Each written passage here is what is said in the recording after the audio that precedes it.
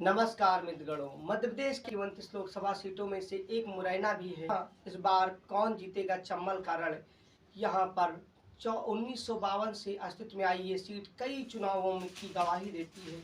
इस सीट की एक खास बात है कि यह यूपी और राजस्थान की सीमा से लगी है, लेकिन मध्य प्रदेश की सीट है।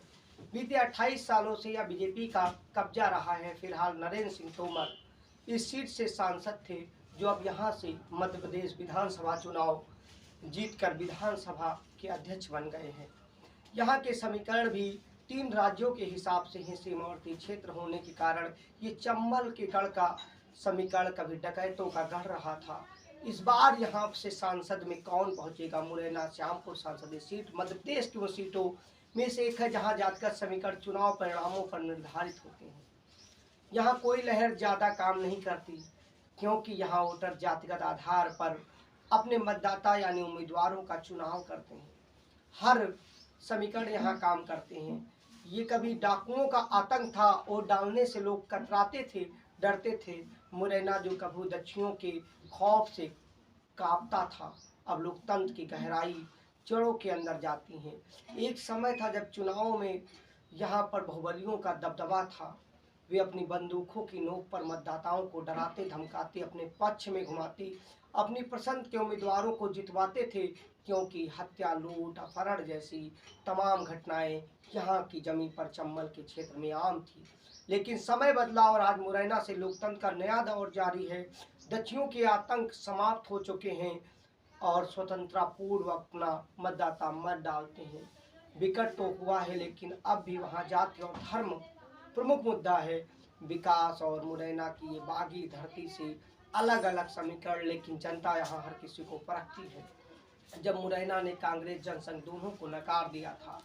मध्य प्रदेश की मुरैना लोकसभा सीट का इतिहास रोचक घटनाओं से पटा हुआ है। 1967 का चुनाव था, एक अनोखा चुनाव था जब मतदाताओं ने भाजपा और कांग्रेस दोनों को सिरे से नकार दिया और निर्दलीय उम्मीदवार आत्माराम जीतकर संसद में पहुंचे। उस समय भारतीय जनसंघ के उदय का दौर था और कांग्रेस धीरे धीरे कमजोर हो रही थी। मुरैना से कांग्रेस ने सूरज प्रसाद और जनसंघ ने हुकुम चंद्र को अपना प्रत्याशी बनाया। दोनों मजबूत थे, लेकिन मतदाताओं ने दोनों प्रमुख दलों से ऊब जाने के बाद बदलाव चाहते हुए दोनों को नकार दिया और उन्होंने निर्दलीय उम्मीदवार आत्माराम को अपना समर्थन दिया। आत्माराम जीतकर दिल्ली की संसद में पहुंचे तो ये ऐतिहासिक घटना थी। पूरे देश में समीकरण पर चर्चा होने लगी। फिर 1996 का विश्वास चुनाव वाला हुआ। मुरैना लोकसभा सीट का इतिहास रोचक घटनाओं से पहले ही भी बता चुके हैं, भरा हुआ है। फिर यहाँ होता है रोचक। 1996 के चुनाव में एक अविश्वसनीय चुनाव था जिसमें 70 उम्मीदवारों ने नामांकन दाखिल कर दिया। यह संख्या इतनी बड़ी थी कि इसने निर्वाचन आयोग की चिंता बढ़ा दी और माथे पर पसीना ला दिया। हालांकि बाद में 41 उम्मीदवारों ने नामांकन वापस ले लिया, जिसके बाद 26 उम्मीदवार चुनावी मैदान में बचे। यह चुनाव भाजपा के अशोक आरगल के जीत की उम्मीदों का था। उन्होंने अपने प्रतिद्वंदियों को हराकर जीत हासिल की और ये जीत भी उनकी इस क्षेत्र के लिए अहम थी। अलग अलग समय पर यहाँ रात, जाति, धर्म और चीज़ों की राजनीति होती है। इस सीट का मुख्य रूप से ठाकुर ब्राह्मण मतदाताओं के बीच ही लड़ाई आमतौर पर देखी गई है। जातिवाद के कारण ही इस सीट का रुझान अक्सर विपरीत दिशा में रहता है, यानी कि यहाँ सवर्ण वोटर, उनकी संख्या तकरीबन 5 लाख है, जो कि निर्णायक भूमिका में निभाते हैं। जिनकी संख्या जितनी ज़्यादा है उतनी ही समीकरण और दलित 3 लाख, क्षत्रिय 2 लाख, वैसे 1,25,000, मुस्लिम 80 से 90,000 मतदाता चुनाव परिणाम को प्रभावित करते हैं। यहाँ के समीकरण में नज़दीकी होने पर मुस्लिम मतदाता अहम भूमिका निभाते हैं। लेकिन अब बात करते हैं 2024 के लोकसभा चुनाव में मुरैना के समीकरणों पर क्या होगा, क्या रोचक होगा, क्या इस बार तीसरी बार यहाँ पर माहौल बदलेगा या चुनाव बीजेपी और कांग्रेस के ही बीच मुकाबला है। लेकिन इस बार बीजेपी को नया उम्मीदवार बनाना होगा, जिसने तोमर को मध्य प्रदेश विधानसभा में भेज दिया। उधर देखना होगा कि कांग्रेस कैसे विजय रथ को रोकती है या फिर इस सीट पर हाथी की चाल चलेगी। या बसपा, क्योंकि यहाँ पर बसपा भी दबदबा वाली स्थिति में है, राजनीति बिगाड़ सकती है, जीत भले न पाए। चम्बल की मुरैना से अमर लोकसभा सीट पर बसपा प्रत्याशी की भूमिका जीत और हार में हमेशा अहम रही है। बसपा की एक चाल से सीट का समीकरण पलट सकता है, क्यों कहें बदल सकता है। पिछले 2 चुनाव में बसपा ने कांग्रेस का काम बिगाड़ा, यानी खेला बिगाड़ने के बाद जीत हार में चीजें की कांग्रेस, और अब चुनाव की निगाहें बहुजन पार्टी के कदम पर हर किसी की टिकी हैं। हर समीकरण बसपा ही अभी अपने प्रत्याशी की घोषणा में सबसे पीछे है। इस सीट पर हाथी अलग अलग चाल में अलग अलग समीकरणों को बनाता है और बिगाड़ता है। बाकियों का खेल हाथी के चाल पर ही निर्भर हो जाता है, क्योंकि नदी के मुकाबले में सीट पर हाथी चलेगा अपनी चाल, या बसपा की राजनीति से बाकियों के हिसाब से गणित में जोड़ घाट गुणा भाग वाली स्थिति आ जाएगी। इस सीट पर बसपा प्रत्याशी के चलते जीत हार के समीकरणों पर बहुत ज़्यादा माहौल पड़ेगा। हरिओम, गौड़, मुरैना, चंबल की राजनीति में बहुजन समाज पार्टी बसपा का एक काफ़ी दबदबा हुआ करता था। इसके बाद एक कदम से चुनावी समीकरण धड़ाम हो जाते।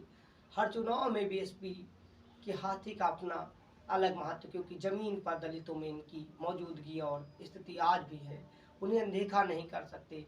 अब हालत थोड़ा थोड़ा बदल चुके हैं। 5 किलो राशन या तमाम केंद्र की योजनाएं जब घर घर पहुंच रही हैं। चंबल घाटी में बीएसपी की अब वो ताकत धीरे धीरे डाउन हुई है, लेकिन अभी भी हाथी की प्यादों वाली स्थिति, यानी कि सीधे गए शतरंज के खेल में निगाह मौजूद है, क्योंकि वो समीकरणों को साधने, बिगाड़ने और गुल खिलाने में माहिर हैं। राजनीतिक गलियारों में हमेशा चर्चा रहती है कि हाथी ऊँट कटवा की स्थिति में पहुंच गई है, ये काट के इनको फायदा पहुंचाएगी। कांग्रेस के उम्मीदवारों पर बसपा ने पानी फेरने में 10 साल में बसपा की स्थिति मध्य प्रदेश के चंबल संभाग में बदली है। 2014 लोकसभा चुनाव में बसपा ने कांग्रेस की मुश्किलें बढ़ा दी। मुरैना श्यामपुर सीट से भाजपा ने पूर्व प्रधानमंत्री अटल बिहारी वाजपेयी के भांजे अनूप मिश्रा को उतारा। इस सीट पर क्षत्रिय मतदाता काफी प्रभावशाली रहे हैं।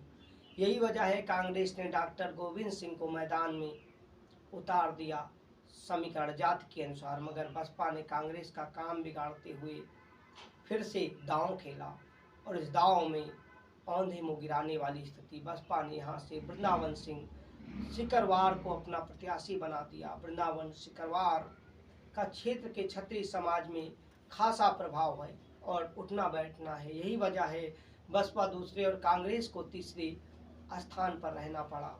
बीच में फायदा किसको हुआ आप समझ सकते हैं।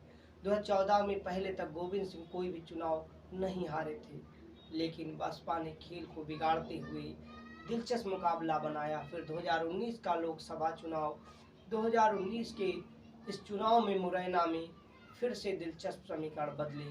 यहाँ बसपा की एक सियासी चाल सब पर भारी, यानी समीकरण को बदल डालती है। भाजपा ने नारायण सिंह तोमर को यहाँ से अपना प्रत्याशी बनाया, वहीं कांग्रेस ने रामनिवास रावत को चुनावी समर में उतार दिया। दलितों की संख्या बहुत नहीं है, बसपा ने रामलखन सिंह को अपना प्रत्याशी बनाया। रामलखन सिंह की पहचान भिंड के कद्दावर क्षत्रिय नेता के रूप में होती थी, लेकिन वो काम नहीं आई। रामलखन पहले भाजपा में रह चुके थे और यहाँ नरेंद्र सिंह तोमर भाजपा के। अब अचानक बसपा ने अपना दांव बदल दिया। प्रत्याशी बसपा ने चुनाव से ठीक पहले रामलखन सिंह का टिकट काट दिया और अब उनकी जगह पर करतार सिंह भड़ाना को मैदान में उतार दिया। भड़ाना यूपी और हरियाणा सरकार में मंत्री रह चुके हैं। अगर रामलखन सिंह चुनाव मैदान में होते तो छतरी वोट बट्टा और भाजपा के सामने मुश्किल रहती, लेकिन यहाँ बसपा के प्यादे चलते थे, उसी अनुसार भड़ाना ने भाजपा की राह इतनी आसान कर दी। बड़ी आसानी से तोमर दिल्ली की सत्ता में पहुंच गए। कांग्रेस और अन्य को नुकसान। भड़ाना के आगे छतरी नरेंद्र सिंह तोमर की तरफ मुड़ गया। वहीं गुर्जर वोट को करतार सिंह भड़ाना ने अपनी ओर मोड़ लिया। इन्हें 1,32,000 मत मिली। नतीजा रहा कि भाजपा प्रत्याशी कृषि मंत्री नरेंद्र सिंह तोमर, जो पूर्व कृषि मंत्री है, 1,13,000 मतों से जीत गए। जितने उधर गए उतने से। कभी कांग्रेस ने अपने प्रत्याशी की घोषणा नहीं की है, अभी भी कांग्रेस ने अपने उम्मीदवार की घोषणा नहीं की है। कांग्रेस के ऐलान के बाद बसपा भी अपने प्रत्याशी की घोषणा उसी समीकरण के अनुसार शायद करेगी तो स्थिति फिर पलट सकती है। ऐसा दौर भी देखा है हाथी ने। बस 2019 में बसपा ने करतार सिंह भड़ाना को अपना उम्मीदवार बनाया। उन्हें 11.38% मत मिली।